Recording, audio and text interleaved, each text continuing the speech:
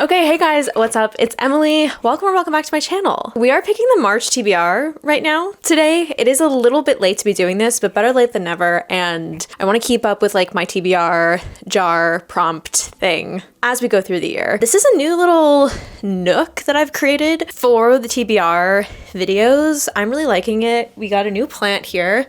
Jean-Luc got this for me for my birthday, which is not for a few more weeks, but he found an opportunity and took it. We love. I have to name her. I'm not sure what we're gonna name her yet. These are all new prompts today, so that's very exciting. I feel kind of like refreshed and ready to pick some new books with some new prompts. So without further ado, I guess let's pick the first one. Last month I read 4 out of the 6 books, which is a step up. I've been very bad. Like the end of 2024, I was reading like 2 out of 6 books. So I feel like 4 out of the 6 now. March, let's go. Let's do 6 out of the 6 books. I'm also going to be referring to Kindle Unlimited because I do have that subscription. My mom got it for me for Christmas, so I do want to be taking advantage of it obviously this year and reading as much as I can on it. I'll be kind of incorporating books from Kindle Unlimited as well. I feel very like librarian core today. Okay, book number 1. Let's go. I think this mason jar is wet. I hope it doesn't too horribly affect. Oh God. Oh no. It's not looking good, let me tell you. I can still read it, but it's not glamorous. A book I meant to read last year but didn't. Oh my God, there's so many of those. This is basically the whole entire cart. Wow, I meant to read so many of these books last year. I meant to read The Ministry of Time last year. I meant to read Beartown. I meant to read Valley of the Dolls, Six of Crows, The Hunting Party. Got some options. We've certainly got some options. I think I'm gonna go, I feel like Beartown, it's still March, like it's still kind of cold outside, and I did want to read this winter. Let me do this. I'll do Beartown. I've mentioned this book so many times on this channel. I think I've picked this before on my TBR and didn't read it, hence me picking it for this prompt. A tiny community deep in the forest, Beartown hasn't been the best at anything in a long time, but down by the lake stands an old ice rink, and in that ice rink, Kevin, Amat, Benji, and the rest of the town's junior ice hockey team are about to compete in the national semifinals, and they actually have a shot at winning. All the hopes and dreams of this place now rest on the shoulders of a handful of teenage boys. Under that heavy burden, the semifinal match becomes the catalyst for a violent act that will leave a young girl traumatized in a town in turmoil. This is a story about a town and a game, but even more about loyalty, commitment, and the responsibilities of friendship, the people we disappoint even though we love them, and the decisions we make every day that come to define us. In the story of a small forest town, Friedrich Bachmann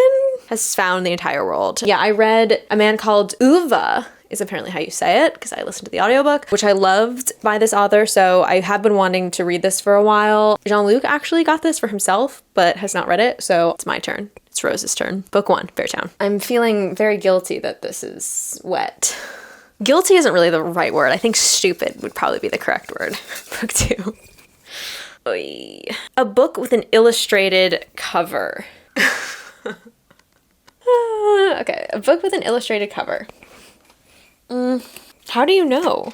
I don't know. The Immortalists? This looks like it could have potentially been illustrated, right? Let's look it up. This cover was designed. I think it said illustrated, but I feel like design illustrated. I'm not exactly sure how she designed it, but this was done by an artist. So, you know, it's a detailed tree. So I feel like that counts. It's beautiful. So I'm going to go with this. This is a really pretty book. It's a beautiful cover. It's 1969 in the Lower East Side of New York City. I live in New York City, so we love books that take place here. The word has spread of the arrival of a mystical woman, a traveling psychic who claims to be able to tell anyone the day they will die. The Gold Children, for adolescents on the cusp of self-awareness, sneak out to hear their fortunes. The prophecies inform their next 5 decades. Golden Boy Simon escapes to the West Coast, searching for love in the 80s San Francisco. Dreamy Clara becomes a Las Vegas magician. You know, you never hear about women becoming magicians. Good for her. Good for her. You know what? You go, Clara. I support you. Obsessed with blurring reality and fantasy, eldest son Daniel struggles to maintain security as an army doctor post 9/11, and bookish Varia throws herself into longevity research, where she tests the boundary between science and immortality. Both a dazzling family love story and a sweeping novel of remarkable ambition and depth, The Immortalist probes the line between destiny and choice, reality and illusion, and this world and the next. It is a deeply moving testament to the power of story, the nature of belief, and the unrelenting pull of familial bonds. This, I mean, I've had this book for so long. I feel like I've definitely picked this before my TBR, maybe, perhaps, I don't know. But I remember I literally got it like during COVID before I really got back into reading, and I just didn't read it. So book 2 is going to be The Immortalists with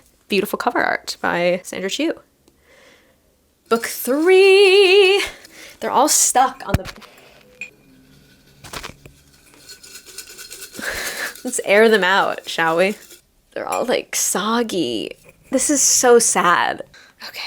A book from my favorite author. I don't know if I have a book from my favorite author on here. I don't know if I have like a favorite author. I do love Kristen Hanna. I've really been enjoying her stuff, and I do have The Great Alone here. But I would say my favorite author is probably Sarah J Maas. I don't have any Sarah J Maas on this shelf because I've read all of her books, so let's just do another one because I'm trying to keep it real. I'm trying to be honest with myself. Kristen Hanna is not my favorite author. She's one of my favorites. Okay, a book with a protagonist of a different ethnicity than you. Love this. I've been trying to do this anyway, just in general. So I really like this prompt and I know what I'm gonna read. This is a book that my friend Stephanie lent me a few months ago called The House of Eve. It takes place in 1950s Philadelphia. 15-year-old Ruby Purcell is on track. I'm so bad at names, by the way, so I'm very sorry if I mispronounce something. Is on track to becoming the first in her family to attend college, but a taboo love affair threatens to pull her back down into the poverty and desperation that has been passed on to her like a birthright. Eleanor Quarles arrives in Washington, D.C. with ambitions and secrets, but when she meets the handsome William Pride at Howard University, they fall madly in love. But William hails from one of D.C.'s elite wealthy black families, and his parents don't just let anyone into their fold. Eleanor hopes that a baby will make her finally feel at home in William's family and grant her the life she's been searching for, but having a baby and fitting in is easier said than done. With their stories colliding in the most unexpected of ways, Ruby and Eleanor will both make decisions that change the trajectory of their lives. I'm excited. My friend Stephanie says great things about this. It is a Reese's Book Club pick, which always makes me a little nervous because I typically don't like any of the books in Reese's Book Club, but maybe this will be the first. I have a good feeling about it. A triumph of historical fiction, an affecting and arresting exploration of young black womanhood and motherhood in the mid-20th century. Washington Post. Book 3, House of Eve. Okay, book 4. Oh, I'm getting a Charlie horse. A book that intimidates you. Oh, thanks. You know about it. Yeah. There's so many on here that intimidate me for different reasons. This one intimidates me just because it's long. But I feel like length is like a stupid reason to be intimidated by a book, personally. This Rules of Civility I'm intimidated by. There's something about books of today that are just easier to read. Like, I feel like books that were written almost 100 years ago, there's just like stylistically, you really have to like clock into it. And so I'm kind of intimidated by this book and this author just because it's not an author of this time period, if that makes sense. But I think it would be good for me to read this. I've been wanting to read it for a long time. My friend Taylor recommended it to me. On the last night of 1937, 25-year-old Katie Content is in a second-rate Greenwich Village jazz bar when Tinker Gray, a handsome banker, happens to sit at the neighboring table. This chance encounter and its startling consequences propel her on a year-long journey toward the upper echelons of New York society, where she will have little to rely upon other than a bracing wit and her own brand of cool nerve. Like, I love the idea of the story. It's just, yeah, it's intimidating me just because it's an older book. So I think we should dive into this because it's time to start reading books that like weren't written in the past 5 years. I do read books that, you know, I've read books that are written in like the 90s and stuff recently, and like even like the 60s and stuff, but the 30s, that's a long time ago. Look at this, like, it's just turning into a big ball, a big wad of wet paper. Yeah, I'm excited to see kind of like, you know, how things have changed, I guess. Okay, this is book number 5. A book with a title that's a question or a sentence. A question is a full sentence, just for the record. I'm not sure if I have this on here. I don't. Let's see it. Let's go to Kindle Unlimited for this one. Okay, this is technically a full sentence. Apples never fall. Apples never fall. By Leanne Moriarty. I think I'm gonna go with this one. This is on Kindle Unlimited. It was also like a series, I want to say with Annette Bennett. I feel like I saw the trailer for that and then I never saw it again. I don't know if it like flopped or something, but anyway. If your mother was missing, would you tell the police? Even if the most obvious suspect was your father. This is the dilemma facing the 4 grown Delaney siblings. That's dark. It's pretty dark already. The Delaney's are fixtures in their community. The parents, Stan and Joy, are the envy of all their friends. They're killers on the tennis court. In Offutt, their chemistry is palpable, but after 50 years of marriage, they finally sold their famed tennis academy and are ready to start what should be the golden years of their lives. So why are Stan and Joy so miserable? The 4 Delaney children, Amy, Logan, Troy, and Brooke, were tennis stars in their own right, yet as their father will tell you, none of them had what it took to go all the way, but that's okay. Now that they're all successful grown-ups and there is the wonderful possibility of grandchildren on the horizon, one night a stranger named Savannah knocks on Stan and Joy's door, bleeding after a fight with her boyfriend. The Delaney's are more than happy to give her the small kindness she sorely needs. If only that was all she wanted. Later, when Joy goes missing and Savannah is nowhere to be found, the police question the one person who remains, Stan. But for someone who claims to be innocent, he, like many spouses, seems to have a lot to hide. 2 of the Delaney children think their father's innocent, 2 are not so sure.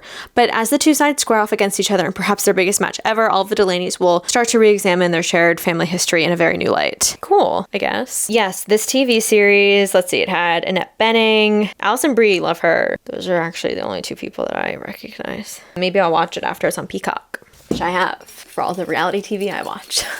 Okay, this is book 6. A book with a mythological element. I just got this. I feel like I would like to read this ASAP. Achilles, the best of all the Greeks, son of the cruel sea goddess and the legendary king, is strong, swift, and beautiful, irresistible to all who meet him. Patroclus? I can't pronounce any of these names. I'm so sorry. Is an awkward young prince exiled from his homeland after an act of shocking violence. Brought together by chance, they forge a bond despite risking the gods' wrath. They are trained by the centaur Chiron in the arts of war and medicine, but when word comes that Helen of Sparta has been kidnapped, all the heroes of Greece are called upon to lay siege to Troy in her name. Seduced by the promise of a glorious destiny, Achilles joins their cause, and torn between love and fear for his friend, Patroclus, follows. Little do they know that the cruel fates will test them both as never before, demand terrible sacrifice. I never really got into the Greeks. When I was a sophomore in high school, I was not in the English class that studied Greek mythology and the Greek gods and everything. The only time I really went to see something that I really enjoyed was when I saw Hadestown on Broadway. But even so, the names just don't really stick with me. I'm just I'm not as familiar with all of this. So originally I saw this and I was I don't really want to read it. And then I recently asked my friend Taylor for some book recommendations, and he's if you have not read this or Circe, you really need to. So I'm gonna give it a try and see what happens. Everyone says it's incredible, so we're gonna just go with it. Very aesthetically pleasing stack here we have, right? Plus Apples Never Fall, obviously. So yes, Beartown, The Immortalist, House of Eve, Rules of Civility, Apples Never Fall, and The Song of Achilles. This stack, honestly, if I'm being honest, screams March. It screams it. I'm very excited to read all of those. I must go now because my foot has fallen asleep and I really must be going on my way off my butt. Thank you guys so much for watching. If you've read any of these books, let me know what you think, but don't give any spoilers, and I'll let you know what I think in Marge's reading wrap up. Let me know if there's anything else you guys want to see book-wise or non-book-wise, whatever. Just let me know. Any video requests or recommendations. Thanks again for watching, and I'll see you in the next one.